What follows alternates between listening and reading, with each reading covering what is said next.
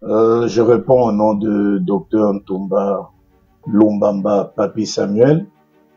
Je suis médecin et je suis médecin coordonnateur provincial au programme de santé de la reproduction au niveau de la division provinciale de la santé du Kassai central. Alors, comme vous le savez, nous avons tous appris par les médias qu'il y a cette guerre injuste qui nous est imposée, nous la RDC, par la République sœur du Rwanda.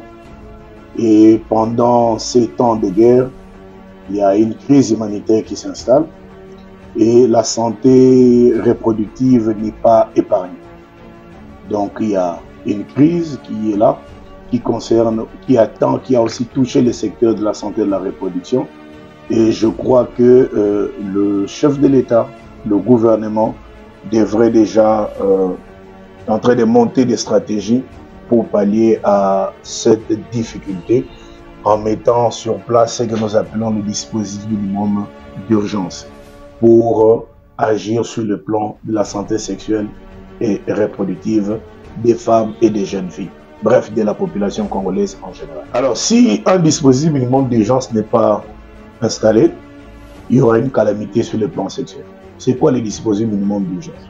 C'est pas mal que nous disons dispositif minimum d'urgence, c'est-à-dire qu'il y a des stratégies qui doivent être mises en place pour faire la prévention des infections sexuellement transmissibles et du VIH et mettre en place des stratégies pour limiter les cas de violence sexuelle.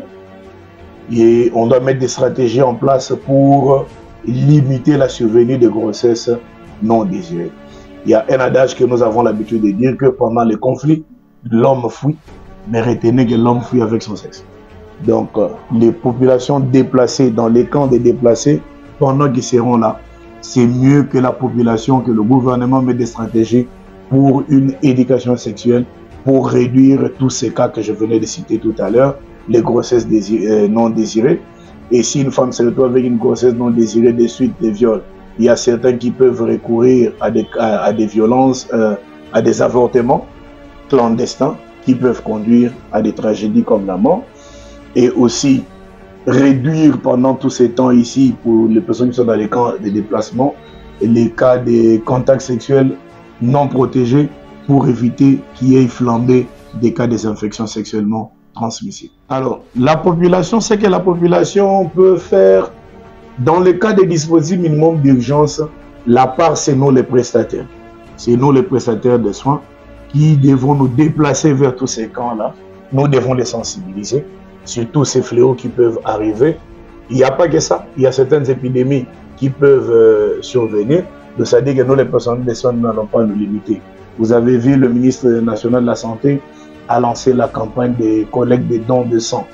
Donc, ça dit que nous qui sommes dans des provinces qui ne sont pas attaquées, nous pouvons contribuer en passant dans les différents labos, on peut faire des dons de sang. Mais pour ceux qui sont au front avec nos collègues, nos frères congolais de Goma, les prestataires de soins, nous les encourageons à sensibiliser encore la population pour savoir que nous sommes en situation humanitaire, nous sommes en situation de crise, il y a certaines maladies qui peuvent arriver.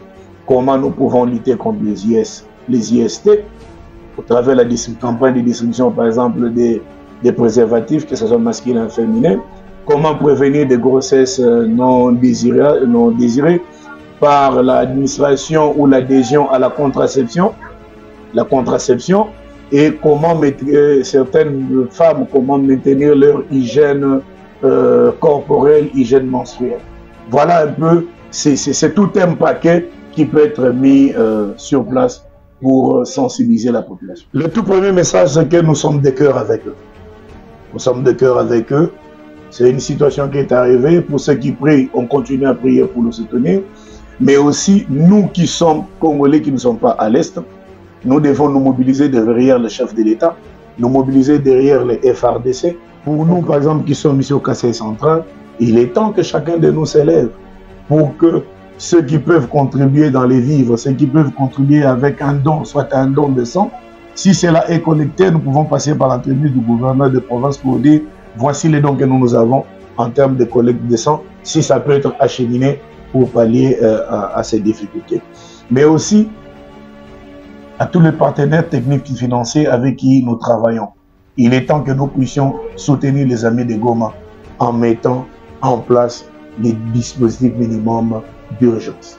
Parce que les IST sont là, on risque de se retrouver avec des grossesses non désirées et on risque de se retrouver avec des cas de violence sexuelle. Il n'y a pas que les contraceptions que nous avons besoin, la contraception dont nous avons besoin, mais nous avons aussi des kits PEP qui peuvent nous aider à limiter tant soit peu les contaminations lorsqu'il y a des violences sexuelles. C'est beaucoup de choses, mais je me résume vu le temps en ces quelques minutes.